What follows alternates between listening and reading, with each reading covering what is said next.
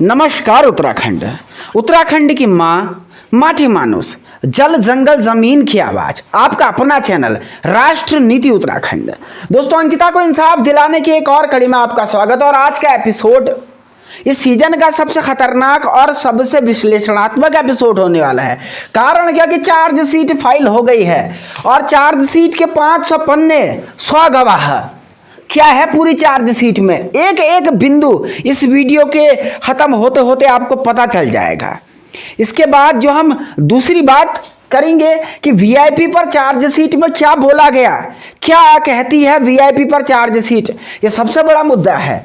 पूरा विश्लेषण एक एक बिंदु के चार्जशीट का करेंगे और चार्जशीट क्या पुलकित को फांसी दिलाने में कामयाब हो पाएगी, इस पे भी बात करेंगे। वीडियो को आगे बढ़ाएं उससे पहले आप लोगों से अपील कि राष्ट्र नीति उत्तराखंड ने हमेशा फ्रंट फुट पर अंकिता की लड़ाई लड़ी है, तो आप भी फ्रंट फुट पे आके हमें समर्थन कीजिए, चैनल को सब्सक्राइब कीजिए, वीडियो को शेयर कीजिए, क्योंकि अधिक से अधिक लोग अंकिता की इस मुहिम में जुड़ने चाहिए। तो दोस्तों, सबसे पहले बात करते हैं 500 पेजेस की चार्जशीट में क्या है। एक एक करके पूरी बात समझेंगे। सबसे पहले 500 पन्ने की चार्जशीट में हम ये आपको बताते हैं कि जो मुख्य आरोपी है, मेन जो एक्यूज है, उसको बनाया गया है पुलकित आर्य को। ये बात आप लोग अपने ख्याल में ले लीजिए। इसके अलावा 2 सहयोगी भी पुलकित के यहाँ पर बनाए गए हैं। अगर मैं धाराओं की बात करूं तो हत्या की धारा 302, धारा 354, गैंगस्टर एक्ट, अनैतिक देह व्यापार करने के लिए दबाव बनाना, ये तमाम धाराओं को शामिल किया गया है।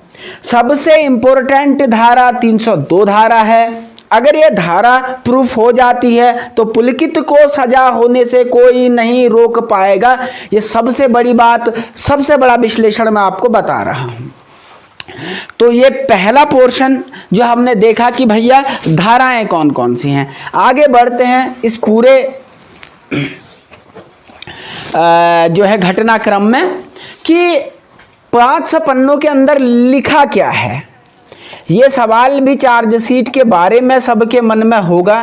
तो सबसे पहले क्राइम स्टोरी, यानी कैसे अंकिता भंडारी की हत्या की गई, कैसे जो है कॉन्स्पिरेसी षड्यंत्र लागू किया गया और किन सरकमस्टांसेस में उसका मर्डर कर दिया गया, पूरी कहानी इसमें है। इसके अलावा पूरे एविडेंस, जो जितने सारे सबूत हैं, उनका वर्णन यहाँ पर किया गया है और इसका अभी और गहरा विश्लेषण हम आपको बताएंगे। तो ये पूरे 500 पन्नों में लिखा हुआ है। इसके बाद हम बात करते हैं कि जो गवाह है, किसे किसे बनाया गया है और सबूत क्या है। सबसे पहले मुख्य गवाहों को भी मैं चार्जशीट की एक नज़र से आपको बता दूं। पुष्पदीप गेम चेंजर गवाह है। पटवारी, जिसने एफआईआर लिखने से मना कर दिया था, उसे भी सरकारी गवाह के रूप में लिया गया। इसके अलावा होटल का स्टाफ और कई आसपास के लोगों को भी गवाह बनाया गया है। टोटल कुल मिलाकर के 100 लोगों को अंकिता भंडारी केस में गवाह बनाया गया है। ये अपने आप में एक बहुत बड़ी बात है। इसके बाद हम आगे बात करते हैं इस केस में सबूत क्या क्या हैं, क्योंकि किसी भी अपराधी को सजा दिलाने के लिए जो सबसे महत्वपूर्ण बिंदु अंत तो गतवा साबित होता है, वो प्रूफ, वो एविडेंस, वो सबूत ही साबित होता है। तो इस केस में सबूत क्या क्या हैं, इस पर सबकी नज़र है, सब जानना चाहते हैं कि सबूत क्या है। देखिए, बहुत प्रकार के इसमें सबूत हैं। सबसे पहले जो डिजिटल एविडेंस को सबूत बनाया गया है, कई सारे स्क्रीनशॉट, व्हाट्सएप के चैटों को शामिल किया गया है। इसके अलावा कई डॉक्यूमेंट, ऐसे दस्तावेज एसआईटी के हाथ लगे थे जो पुलकित के लिए मुसीबत का सबब बन सकते हैं, उन्हें सबूत बनाया गया है। सीडीआर एक प्रकार की ऐसी कैसेट होती है, ऐसा कोई स्टोरिंग डिवाइस होता है जिसमें सीसीटीवी का डेटा स्टोर होता है। तो पुलकित कहाँ से गया, कैसे गया, इन मामलों का सीडीआर भी यहाँ पे शामिल किया गया है। इसके अलावा अदर डॉक्यूमेंट जो हैं और अदर गवाह यहाँ पर कई प्रकार के शामिल, जैसे इक्विपमेंट, कपड़े, ये सारी चीज़ें शामिल की गई हैं। तो ये पूरी चीज़ है। इसके बाद बहुत सारे लोग ये भी जानना चाहते हैं कि भैया वीआईपी के बारे में जो है चार्जशीट में क्या बोला गया है, वीआईपी पर चार्जशीट क्या कहती है। तो वीआईपी पर चार्जशीट लगभग मौन है। किसी भी वीआईपी का कोई जिक्र मुझे तो अभी तक नहीं मिला। अगर किसी को चार्जशीट पढ़ने मिले, कहीं आपको न्यूज़ साइट में किसी में दिखाई दे, जिन न्यूज़ में आर्टिकल आए हैं तो बताइएगा।